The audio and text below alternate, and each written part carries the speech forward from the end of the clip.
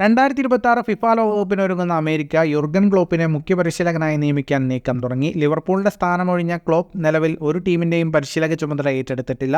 ഈ പശ്ചാത്തലത്തിലാണ് American football team ക്ലോപ്പിനായി രംഗത്തെത്തിയതെന്ന് ദി ഇൻഡിപെൻഡന്റ് റിപ്പോർട്ട് ചെയ്തു. കോപ്പ അമേരിക്കയിൽ ഗ്രൂപ്പ് ഘട്ടത്തിൽ തന്നെ പുറത്തായതിനു പിന്നാലെ കോച്ച് ഗ്രെഗ് ബെർഹാൾട്ടറിനെ അമേരിക്ക പുറത്താക്കിയിരുന്നു. ഗ്രെഗിന് പകരമാണ് അമേരിക്ക ക്ലോപ്പിനെ പരിഗണിക്കുന്നത്. അമേരിക്കയുടെ പ്രാഥമിക ഓഫർ ക്ലോപ്പ് നിരസിച്ചുവെന്നാണ് സൂചന. 2026 ലോകകപ്പിന്റെ 3 ആതിഥേയ രാജ്യങ്ങളിൽ ഒന്നാണ് അമേരിക്ക. മെക്സിക്കോയും കാനഡയുമാണ് മറ്റ് 2 ആതിഥേയർ.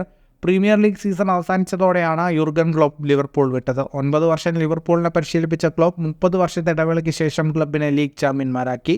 ചാമ്പ്യൻസ് ലീഗ് കിരീടം ആൻഫീൽഡിൽ തിരികെ എത്തിക്കാനും ക്ലോപ്പിന് കഴിഞ്ഞിരുന്നു. ബൊറൂസിയ ഡോർട്ട്മുണ്ടിൽ നിന്ന് ലിവർപൂളിലെത്തിയ ക്ലോപ്പ് വിശ്രമം ആവശ്യമാണെന്ന് ചൂണ്ടിക്കാട്ടിയാണ് ലിവർപൂളുമായി വേർപിരിഞ്ഞത്. ഫുട്ബോൾ ലോകത്തെ കൂടുതൽ വാർത്തകൾക്കും വിശേഷങ്ങൾക്കുമായി സ്പോർട്സ് കഫേ ഇപ്പോൾ തന്നെ സബ്സ്ക്രൈബ് ചെയ്യുക.